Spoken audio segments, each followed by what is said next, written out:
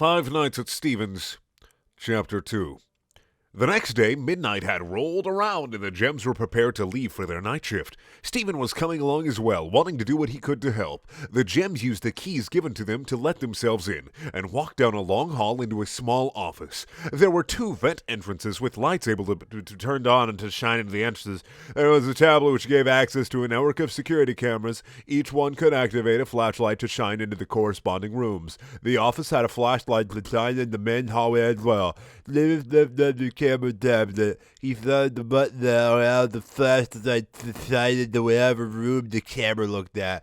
The phone began ringing, and when it went to voicemail, Scott's voice was heard. Scott message. Scott message. I love that. The last name isn't capitalized though. Ha ha ha ha ha. It's a message from Scott. His name isn't Scott message. Hello? Hello? Hello? That's how Scott sounds in Five Nights at Freddy's, right? Hello, and welcome to your new job at the new and improved Freddy Fazbear's Pizza. I'm here to talk you through some of the things you can expect to see during your first week here, and to help you get started down this new and exciting career path. Now I want you to forget anything you may have heard about the old location, you know. Some people still have a somewhat negative impression of the company. That old restaurant was kind of left to rot for quite a while, but I want to reassure you, Fazbear Entertainment is committed to family fun and above all, safety. Amethyst. What's wrong with the old place that people hated? Scott message. They've spent a small fortune on these new animatronics. Facial recognition, advanced mobility. They even let them walk around during the day. Isn't that neat? But most importantly, they're all tied into some kind of criminal database so they can detect a predator a mile away? Heck, we should be paying them to guard you. Okay, all right. So this is how this went down. Some reps from Fazbear Entertainment walked into a police office and they were like, "Hi, we just want access to your criminal database." And the cops were like, "Why? Why would you ever need that? Your fucking kid's play palace. What do you want?" "Well, we want access to your criminal database so we can slowly turn our animatronics into crime-fighting, super kick-ass motherfucking monster people." That sounds cool as shit. Here you go. Flash drives for everyone. With all the, you know what? Let's let all the prisoners out. They get flash drives too. Everyone gets the criminal database. It's so easy. You just have to go down to the courthouse and be, "Hey, I want the criminal database." And that cop who's handing out flash drives earlier is going to pop right up and he's going to be like, "Hey, here you go. 7 fucking flash drives just for you." Steven. "Oh, that's how they caught that criminal yesterday." Scott message. Now that being said, no new systems without its kinks. You're only the second guard to work at that location. The first guy finishes weak but complain about conditions. We switched him over to the day shift, so hey, lucky you, right? Mainly he expressed concern that certain characters seem to move around at night and even attempted to get into his office.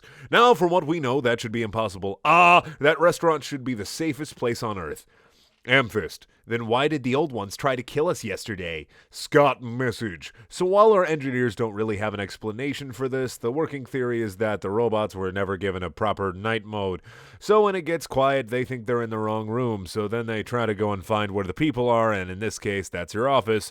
So our temporary solution is this. There's a music box over by the prize counter, and it's rigged to be bound up remotely, so just every once in a while, switch over to the prize counter video feed and wind it up for a few seconds.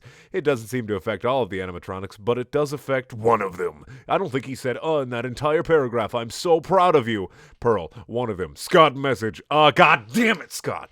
And as for the rest of them, we even have an easier solution. You see, there may be a minor glitch in the system, something about robots seeing you as an endoskeleton without its costume on after hours and wanting to stuff you in a suit, so hey, we've given you an empty Freddy Fazbear, Bonnie, Chica, and Foxy head.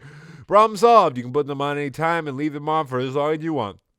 Eventually, anything that wandered in will wander back out. Garnet. I knew something was up with those things. Scott message. Something else worth mentioning is kind of the modern design of the building. You may have noticed there are no doors for you to close. But hey, you have a light, and even though your flashlight can run out of power, the building cannot. So don't worry about the place going dark. Well, I think that's it. You should be golden. Check the lights. Put on the heads if you need to. Keep the music box wound up. Piece of cake. Have a good good night, and I'll talk to you tomorrow. Steven, that's it? Okay. Steven flipped the camera to the prize counter and saw a button that said Wind Music Box. He pressed it with his finger, and a circle on the side started filling up. When he released it, the circle started unwinding. Steven, so we just have to keep this wound?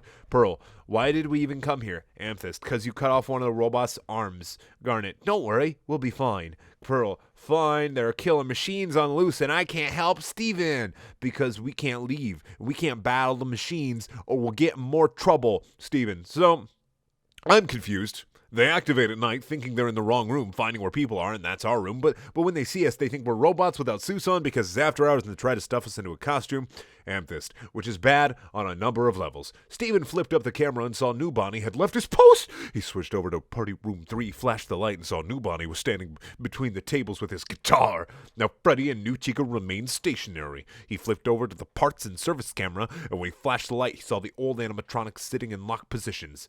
Steven, nothing happening with the old ones. He flipped up the camera and saw New Bonnie left party room 3. He flipped to party room 4 and was absolutely frightened by New Bonnie's face being right up in the camera. Steven, they better not do that all night. Amethyst, what? Steven, stare into the cameras. A small caution sign appeared next to a camera switch. Steven, the music box! Hang on! Steven switched to the prize counter and started winding up the music box. Rumbling was heard in the right ventilation shaft. Steven checked the camera and saw New Bonnie crawling through the vents. Steven, bodies coming, putting masks. Everyone threw down their masks. Threw down their masks. Garnet threw, there you go, down her Foxy mask. Pearl threw down her Chica mask. Amethyst threw down her Bonnie mask. And Steven threw down his Freddy mask. You could just say, everyone put on their masks. Easy. Instead of 7 sentences, you can just have 1. Everyone put on the masks, and then you just move the fuck on. New Bonnie started pushing through the vent until he made it into the room, looking at the 4. The room began to buzz and flash before going completely dark. The lights slowly came back on, and New Bonnie had disappeared. Steven, let's say if we can take off the masks. Everyone took their masks off. Steven continued to check the cameras. Amethyst checked the hallway with the flashlight, and Garnet and Pearl checked the vents. Soon, 6 a.m. rolled around, signaled by a gong noise. Steven, guess our shift's over. Finally, what a nightmare. Amethyst, how are we going to do 4 more nights of this shtick? Pearl, working together. That's right, Pearl. You just gotta work together. Thank you for watching. Please check out my other videos. They're also things that if you want to watch the first chapter of 5 Nights at Stevens, click up in the top right corner. If you want to watch a video that has nothing to do with my channel whatsoever, click in the bottom left corner. And if you want to buy shirts and shit, click up in the top left corner. Alright, I'm leaving. Goodbye.